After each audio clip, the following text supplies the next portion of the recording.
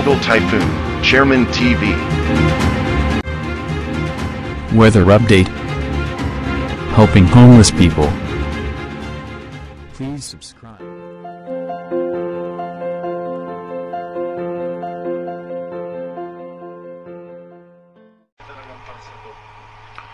Magandang umaga po. Ito po ang latest update natin ngayong araw, August 28, 2024. Patuloy pong nakakaapekto sa ating bansa itong southwest monsoon o yung hanging habagat. Dito nga po sa Metro Manila, Zambales, Bataan, Tarlac, Pampanga, Cavite, Batangas, Occidental Mindoro, Palawan, and Antique.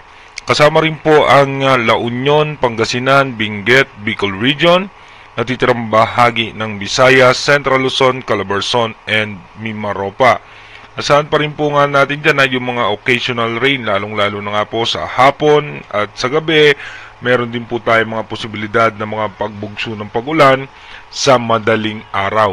At ayon naman po sa latest update ng Advanced Weather Forecast ng European Center, meron nga tayong posibleng bagyo na mabubuo dito nga po sa may parte ng West Philippine Sea at sa mga ng panahon pa dito naman po sa eastern section ng ating bansa.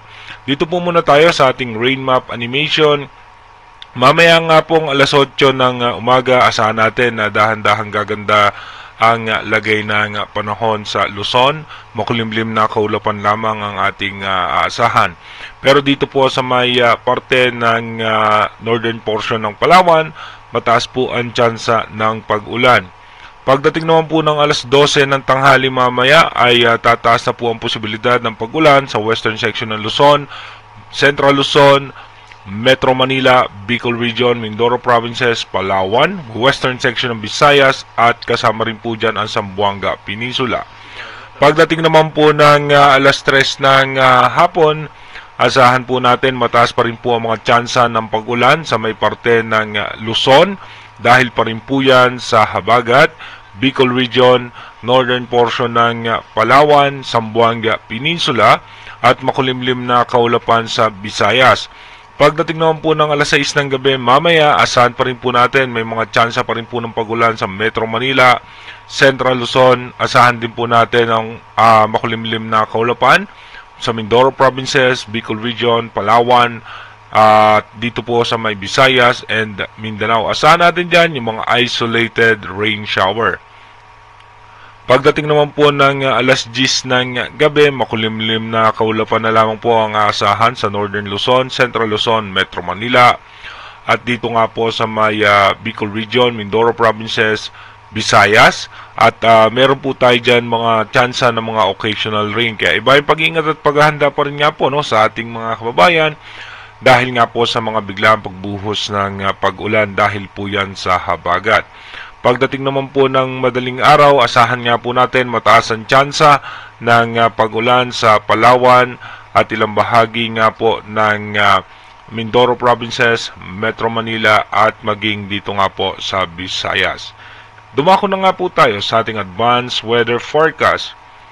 Bukas nga po ay August 29, mataas pa rin po ang tsansa ng pag-ulan sa hapon at sa gabi. Kaya iba yung pag-iingat pa rin po sa ating mga kababayan. Pagdating naman po ng August 30, mabubuo na nga po yung low pressure area dito nga po sa eastern section ng Mindanao. At pagdating naman po ng August 31, ito po papasok na ng Philippine Area of Responsibility at nasa eastern section po yan ng Visayas. At pagpasok naman po ng unang araw ng September ay nasa eastern section po yan ng Bicol Region.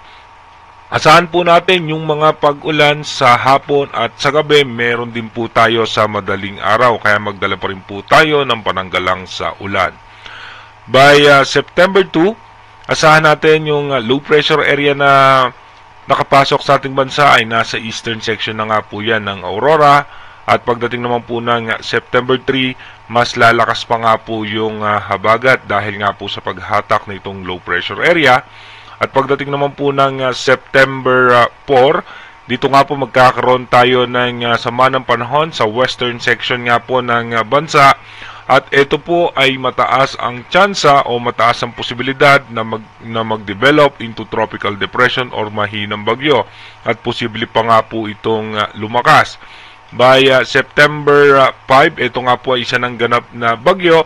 At asahan nga po natin na ito po'y magpapaulan sa may western section ng ating bansa dahil mas hahatakin pa nga po nito yung habagat.